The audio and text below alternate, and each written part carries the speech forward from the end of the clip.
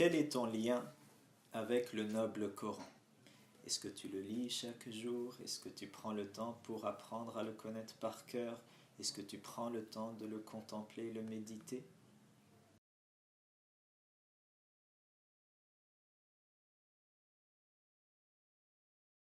Assalamu alaikum wa rahmatullah, que la paix soit sur vous et bienvenue dans cette série Un verset, une leçon.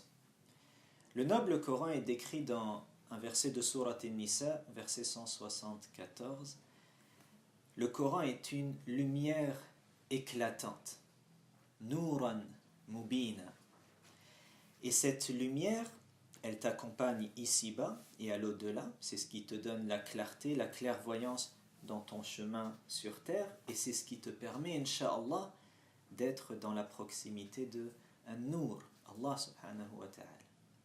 Maintenant, pour être pratico-pratique, là, très concret, positif, il y a 3 lectures à intégrer dans son quotidien. 3 lectures du Coran. La première, c'est une lecture pour le lire au complet, puis le relire encore et encore et encore. En arabe, on dit « qira'at khatm ». Puis une lecture pour l'apprendre par cœur et le réviser, « qira'at hifz ». Et une troisième, lecture de contemplation, de méditation, « qira'at tadabbur ». Après, à chacun, selon son niveau, ses occupations, et puis sur l'année, il y a peut-être des périodes où on est plus occupé que d'autres, à chacun de planifier, de programmer. L'important, c'est d'avoir ces temps de lecture et d'avoir cette connexion avec la lumière. On peut par exemple se dire, moi le matin, vers le Fajr, je réserve chaque jour, ou le week-end surtout, 45 minutes, 1 heure de temps pour apprendre par cœur. Et dans la journée, quand je vais faire mes prières, je vais lire les versets qui me permettent de réviser. Je vais me donner du temps chaque fois que je peux dans ma journée, par exemple avec les prières, pour continuer à le lire et ainsi le finir. Et la nuit, dans le calme et le silence, le contempler, en faisant par exemple 4 rak'at avec salat et witr. Donc à chacun de s'organiser, mais encore une fois, c'est important de se lier à ce Coran, noble parole de Dieu, à cette lumière. Et plus on se connecte avec le Coran, et plus on illumine son intérieur. Et au fur et à mesure qu'on se connecte avec Allah subhanahu wa ta'ala, on gagne en clarté et en clairvoyance. Et ce qui est magnifique, c'est qu'une lumière, elle éclaire les autres. Et c'est cela le rôle du croyant.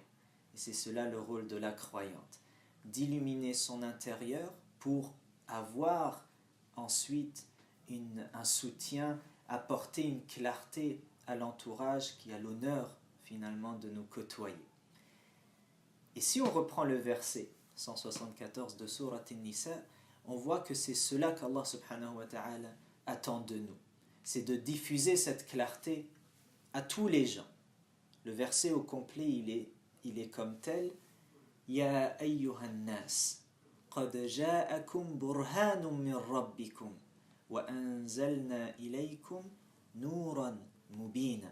Ô vous les êtres, les gens, nous vous avons donné une preuve irréfutable, le burhan, un des noms du Coran, et nous avons fait descendre sur vous, nous avons révélé pour vous, l'ensemble de l'humanité, c'est un message universel, une lumière éclatante.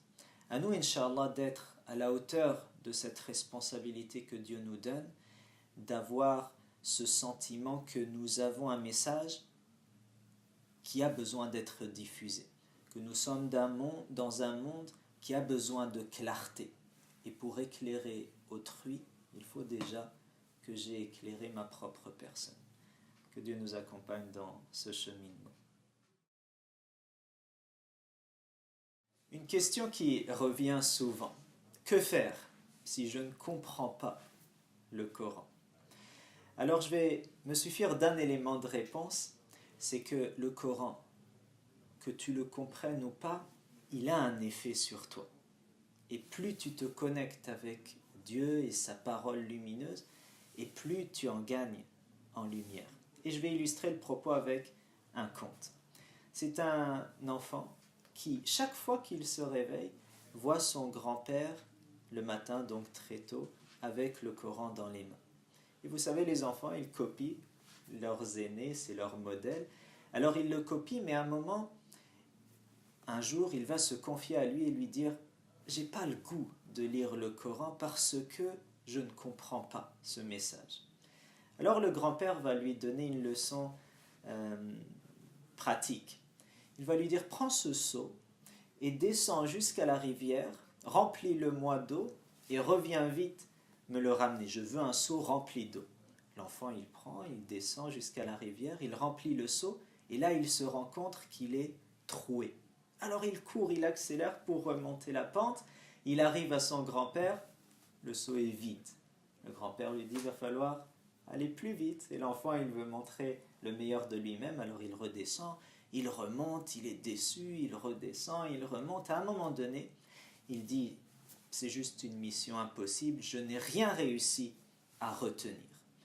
Là, le grand-père lui dit, il n'y a pas d'eau effectivement dans le seau, mais regarde-le de plus près. Et là, l'enfant, il porte une attention au seau et il découvre qu'il n'est plus du tout comme il était au début. Il a pris un seau qui était boueux, qui n'était pas très propre. Et désormais, à force d'avoir fait ses allers-retours vers cette eau claire et pure, il en a purifié le seau. Le seau, il est nickel. Et il dit, le grand-père, c'est cela que fait le Coran avec ton cœur. Plus tu te lies avec lui, et plus tu es en train de le purifier, de l'illuminer.